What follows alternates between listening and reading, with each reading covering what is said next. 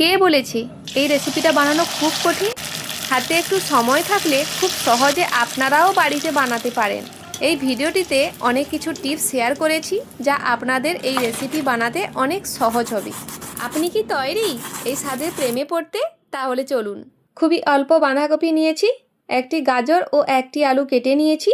এখানে আছে কিছুটা ধনেপাতা কুচি, 5 থেকে 6টি লঙ্কা কুচি, একটি পেঁয়াজ কুচি, রয়েছে 1 প্যাকেট ম্যাগি ও ম্যাগির মশলা, আর একটি ডিম। সিড বানানোর জন্য রয়েছে 1 বাটি মতো ময়দা, 3টে শুকনো লঙ্কা, 4টি এলাচ, একটি দারুচিনি ও লবঙ্গ একটি, সবগুলো হালকা ভেজে ভালো করে গুঁড়ো করে নিয়েছি। স্প্রিং রোলের পুর বানানোর জন্য কড়াইতে কিছুটা তেল দিয়ে প্রথমেই পেঁয়াজ কুচি দিয়ে হালকা ভেজে নিচ্ছি।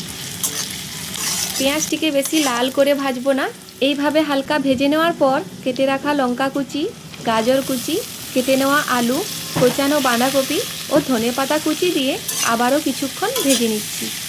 ও মা, আজকে স্প্রিং রোল বানাচ্ছ? হ্যাঁ রে। কি মজা, কি মজা।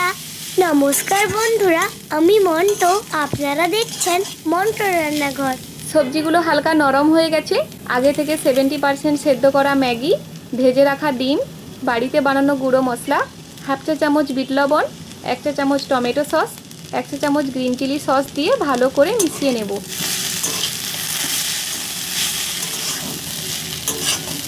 সবজিগুলো ভালোভাবে কুক হয়ে গেছে। শেষে ম্যাগির মশলা দিয়ে ভালোভাবে মিশিয়ে নামিয়ে নেব।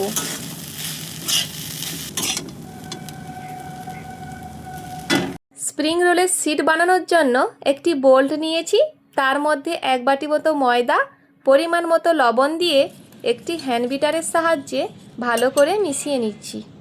ভালোভাবে মিশিয়ে নেওয়ার পর অল্প অল্প জল দিয়ে পাতলা একটা ব্যাটার বানিয়ে নেব। আমরা এত পরিশ্রম করি, তবু আপনারা সাবস্ক্রাইব করেন না।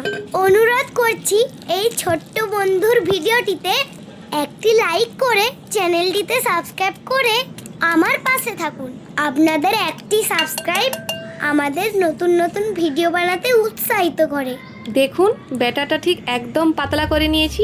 তারপর একটি কড়াই বসিয়ে কড়াই গরম হয়ে গেলে কড়াইয়ের ওপর ভালো করে তেল ব্রাশ করে নিচ্ছি। তারপর অল্প অল্প ব্যাটার দিয়ে 2 হাত দিয়ে এইভাবে উপর নিচ করে ঘুরিয়ে নিচ্ছি। আমি সিড বানানোর জন্য কড়াই ব্যবহার করেছি, আপনারা চাইলে ননস্টিক বা তাওয়া ব্যবহার করতে পারেন। কিছু সেকেন্ডের পরে দেখুন কত সুন্দর পাতলা একটা সিড বানিয়ে নিয়েছি। সিডটাকে তুলে একটি পাত্রে রেখে দিচ্ছি। একই প্রসেসে সবগুলো সিড এইভাবে বানিয়ে নিচ্ছি।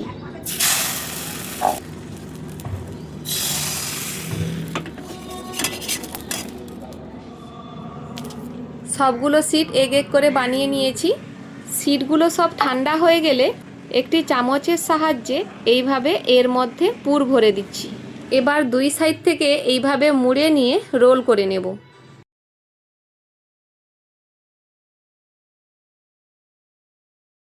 তারপর অল্প অল্প ব্যাটার নিয়ে এইভাবে সিল করে নিচ্ছি, না হলে সিডগুলো ভাজার সময় ভেতরের পুর বাইরে বেরিয়ে আসতে পারে। স্প্রিং রোলের শেপটা দেখুন কত সুন্দর হয়েছে। এই দেখুন, সহজেই কিন্তু সব রেডি করে নিলাম। এইবার এই স্প্রিং রোলগুলো ভাজার জন্য কড়াইতে বেশ খানিকটা তেল দিয়ে ভালোভাবে গরম করে নিয়েছি। তারপর এক এক করে ভেজে নিচ্ছি।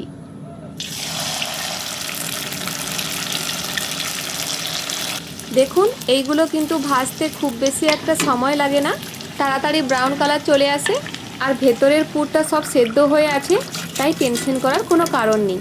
দেখুন কত সুন্দর করে ভেজে নিয়েছি, দেখতে কতটা লোভনীয় হয়েছে। সবগুলো স্প্রিং রোল এইভাবে সুন্দর করে ভেজে নিয়েছি। বিকেলের আড্ডায় যদি এমন 1 প্লেট গরম গরম স্ন্যাক্স থাকে তাহলে আর কি দরকার। এই ভিডিওটা যদি আপনাদের ভালো লেগে থাকে তাহলে কমেন্টে অবশ্যই জানাবেন। আমি আসছি আবার অন্য কোনো ভিডিও নিয়ে। ভালো থাকুন, সুস্থ থাকুন।